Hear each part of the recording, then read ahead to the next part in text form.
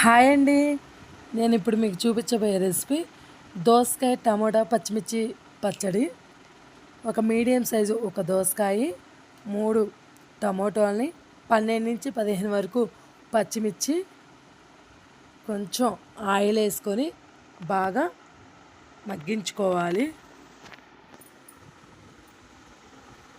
మనం మూత పెట్టుకుంటే తొందరగా మగ్గిపోతాయి.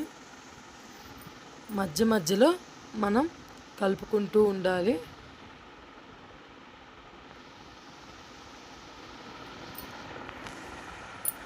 ఈ చట్నీ చాలా బాగుంటుంది. ఇది రైస్లో అయినా బాగుంటుంది, చపాతీలో అయినా, దోశల్లోకైనా ఈ చట్నీ చాలా బాగుంటుంది. ఇవి ఏగిపోయాయి కదా, ఇప్పుడు కొంచెం చింతపండు,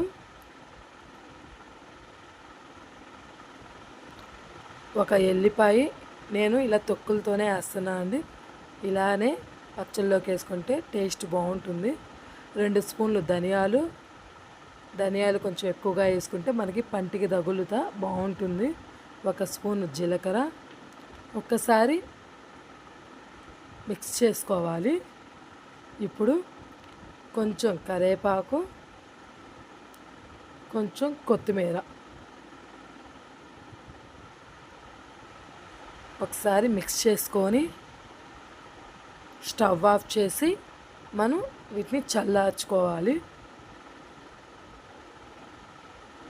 చల్లారిపోయినాయి కదా, ఇప్పుడు మనం వీటిని మిక్సీలో యాడ్ చేసుకొని టేస్ట్కి సరిపడా సాల్ట్ వేసుకొని ఒకసారి మిక్సీ పట్టుకోవాలి. మరీ పేస్ట్లా కాకుండా మనం మిక్సీని అలా వేస్తూ ఆపుతూ వేస్తే ఇలా మనకి ఇలా వస్తుంది. మధ్య మధ్యలో చిన్న చిన్న ముక్కలు, కొంచెం ధనియాలు తగులుతూ ఉంటాయి. అలా ఉంటేనే పచ్చడి టేస్ట్ బాగుంటుంది. ఒకసారి మీరు కూడా ట్రై చేయండి. ఓకే, బాయ్ అండి.